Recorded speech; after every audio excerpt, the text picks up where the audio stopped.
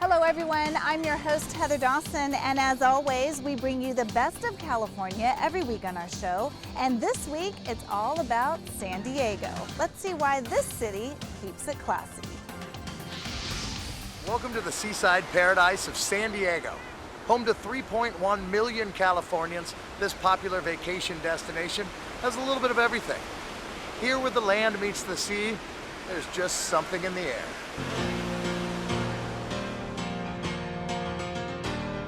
Whether you're the adventurous type or more traditional, San Diego has something for everyone. Known for its coastal views and legendary beaches like Mission Beach, Pacific Beach, and La Jolla, San Diego also stays classy with world-class art and culture that reflect the city's rich history.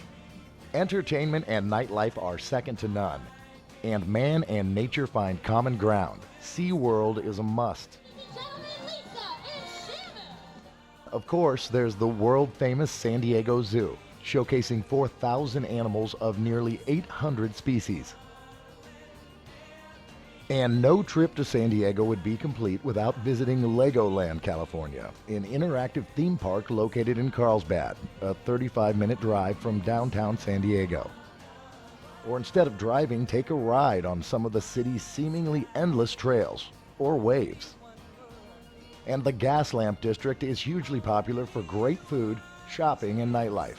And don't forget to stop by Old Town. It's the heart of San Diego where tradition lives and old-fashioned fare abound. And the authentic cuisine will blow your mind. But of all the things to do in San Diego, my favorite is doing very little in this city with so much. And now we head from the ocean to the Sequoias. Here's Sarah Tanaha.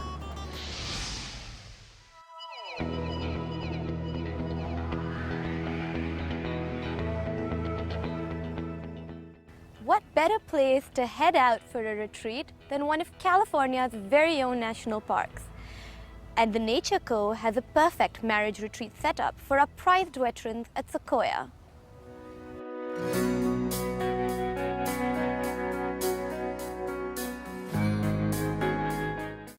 The marriage retreat in Sequoia National Park offers veterans and their spouses an ideal getaway to simultaneously engage with nature and nurture their relationships. It was about 2 years ago we came across a statistic that 80% of the veterans that were coming back from Iraq and Afghanistan had marriages that ended in divorce.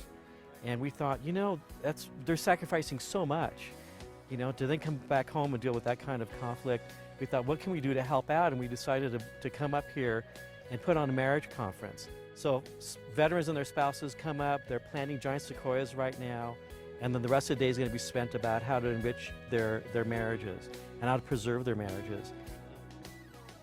This is the 100th anniversary of the National Park Service. Sequoia National Park is celebrating its 126th year, and so there's a little discrepancy there. So what did we do at the parks before the Park Service was created? The Army protected them, and so we had soldiers protecting these places before we had the Park Service. So to me it's a really wonderful connection with that early start to this park and veterans continuing their service now. And it's more than just a short retreat to preserve nature. For the couple, it's about leaving behind a mark. I love the image of planting a seed and watching something grow, and we've been married 13. more than a decade.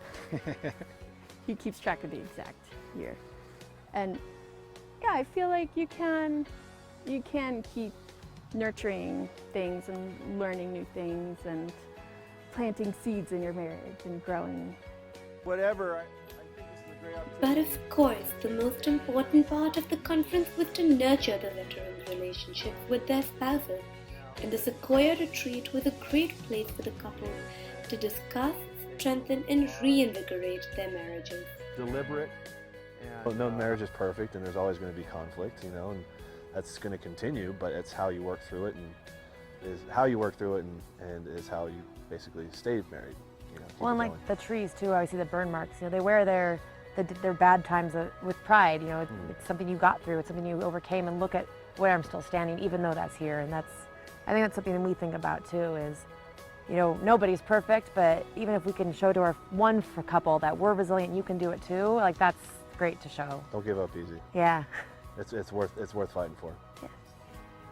It's our first year of marriage, and I thought it'd be a great idea to I guess just start our marriage off and get some and utilize some tools that the military has to offer and the Nature Corps has to offer for the veterans here. So we decided to partake in this event. Gave us two reasons, was the marriage retreat being the most importantly, and then the second is because we wanted to see what California has to offer the parks here in the local area. The Nature Corps' enthusiasm made the retreat a great success, giving the veterans and their spouses unforgettable memories and a perfect platform to build on for their marriages. So good. Okay, hold on, let me go out.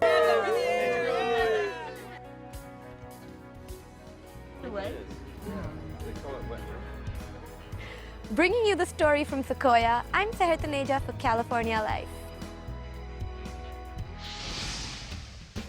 Coming up, we've got the best of entertainment. Plus, for all you sports fans, it's usually go big or go home.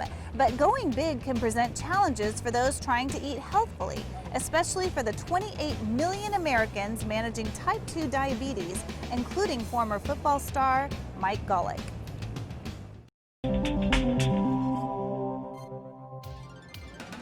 Music and technology come together every year in Austin for South by Southwest. Let's find out why.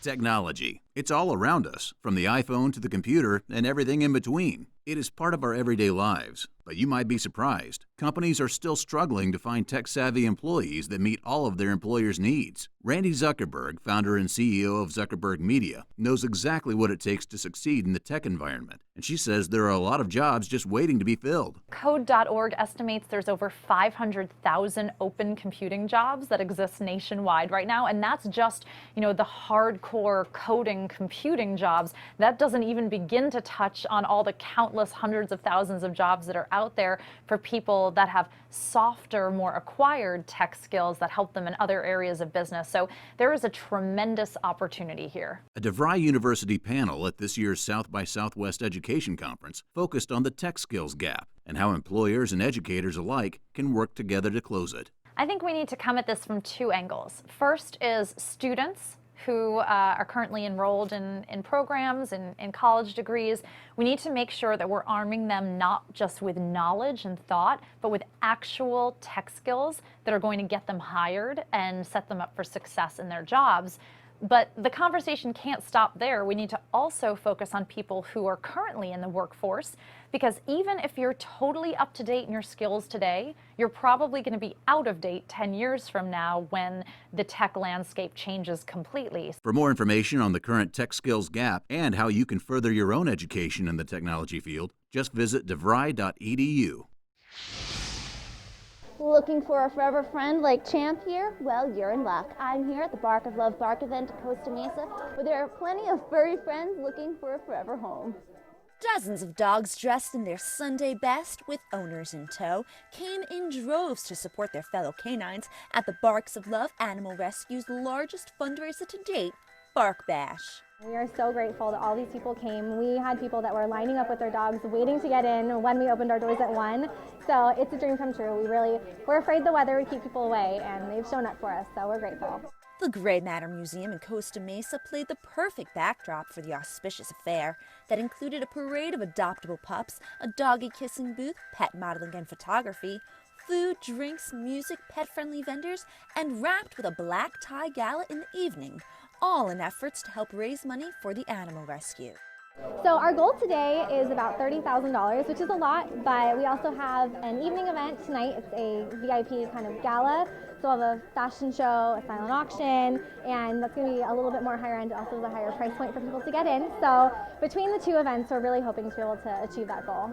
Barks of Love is a unique organization that rescues dogs from other animal shelters and places them in foster homes until they can find a forever home. About a year, we'll place anywhere from about 50 to 60 dogs. Because we are foster-based, we remain pretty low on the numbers, so we have anywhere from usually 6 to 10 dogs at a time, just given foster availability. We do home checks as well as meet and greets, so you'll never take a dog home the day of an event or the day of an initial meeting, because we really want to make sure that placement is perfect for the dog and perfect for the home that they're going into. Oftentimes, if you just get a dog on a whim, it's not always the right fit. So we want to make sure that we're finding those forever homes. So because of that, it also takes a little bit longer for us to place our dogs. But we know we're doing it right. So our return rate is extremely low. We only get back maybe a dog or two a year, and oftentimes it's even for circumstances that just come up down the road, we'll still always take a dog back months later if it's just not the right fit. And like the dogs they rescue, Barks of Love is also looking for a forever home, a larger permanent location that will allow them to increase the number of animals that are saved from euthanization each year and provide more caring homes for animals that are neglected or abandoned. Our dream has always been to expand the rescue and open a facility. We are only as good as our fosters, and sometimes we don't have enough. And so if an owner surrender or a rescue at the shelter needs a home, we can't always take that dog into the rescue if we don't have a foster home to put it in. So when we find the facility, we will be able to maintain a lot more dogs in the rescue because we'll have that place to put them. We also would be able to take back in dogs if their foster's on vacation or anything like that. So we're really hoping that we could get up to at least 100 dogs a year, if not more than that. If you are unable to attend the day or evening events, there are other ways to donate, foster, adopt, or volunteer. Simply visit barksoflove.org. Bringing you the best of California from Costa Mesa, I'm Conchita DeLuca with California Life. Coming up, we've got the best of entertainment, plus for all you sports fans, it's usually go big or go home. But going big can present challenges for those trying to eat healthfully, especially for the 28 million Americans managing type 2 diabetes, including former football star Mike Golick. It's Regis, Joy, and I've got big news for you. If aches, pains, poor balance are slowing you down, keep watching this show because we're going to tell you about an incredible new program that's going to fix everything.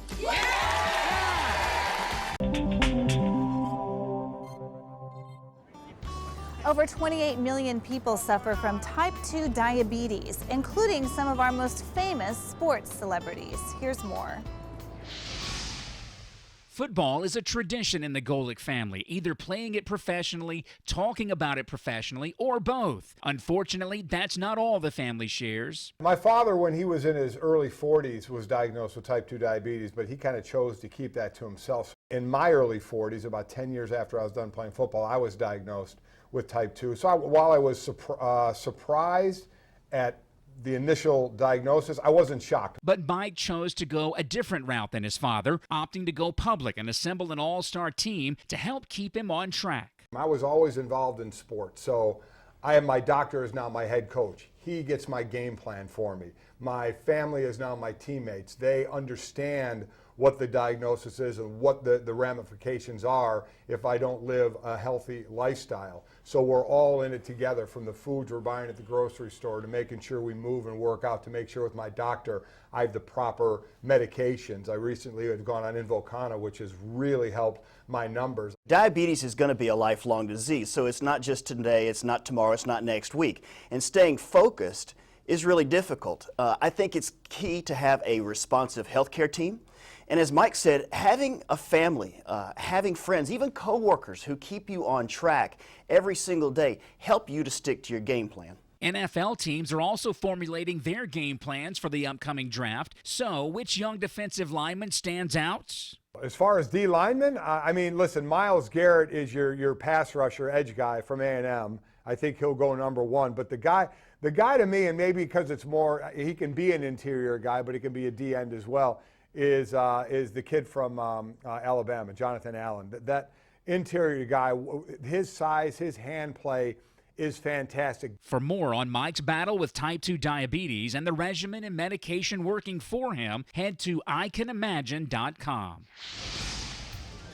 And now let's check in with Audra Stafford for this week's Best of Entertainment. I'm Audra Stafford here in Toronto, home to the Disney Cruise Line rehearsal facility where right now they're working on a cool new musical. For the first time in forever. Nearly 3 years after its release, Disney's Oscar-winning animated hit Frozen is cooler than ever. And now, for the first time in forever, the beloved story is getting ready to set sail aboard the Disney Wonder. This building is where all of the performers come to rehearse before hitting the high seas. You can see they've got photos up on the wall from some of their past performances to help kind of get them in the spirit. These railings give it a definite cruise ship feel, and each rehearsal space, like this one, Hercules, is named after a popular Disney character. Inside, the talented cast is working to bring all of your favorite scenes from the film to life, like Fixer Upper. So he's a bit of a fixer-upper. He's got a couple of bucks. And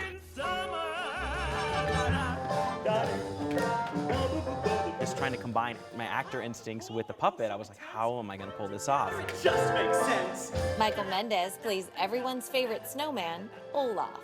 I will do a scene in front of a mirror and go, okay, this is what I want it to do. And then I will go in the mirror with him and be like, how do I get him to smile, and how do I get the eyebrows if I want him to do something funny? And it's such a combination of bringing my actor skills and then having people help me with puppet work. It's a great challenge.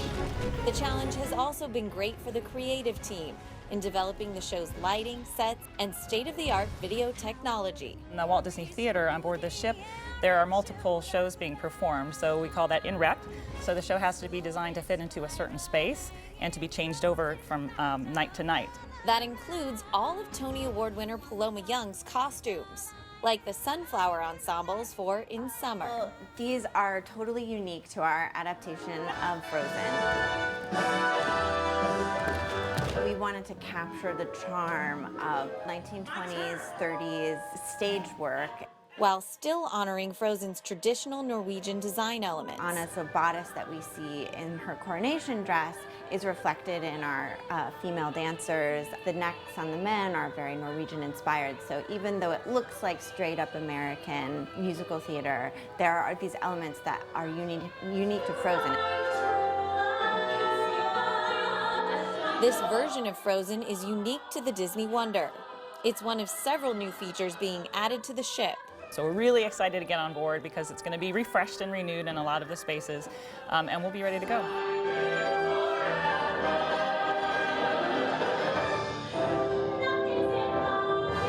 From Toronto, I'm Audra Stafford for California Life.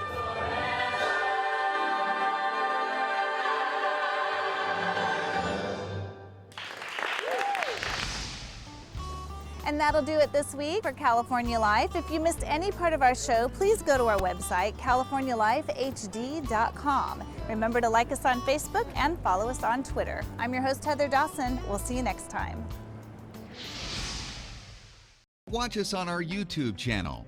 Stay connected to our social media, like our blogs on Facebook. Follow our tweets on Twitter. And check out our posts on Instagram and Pinterest, where we bring you the best of California.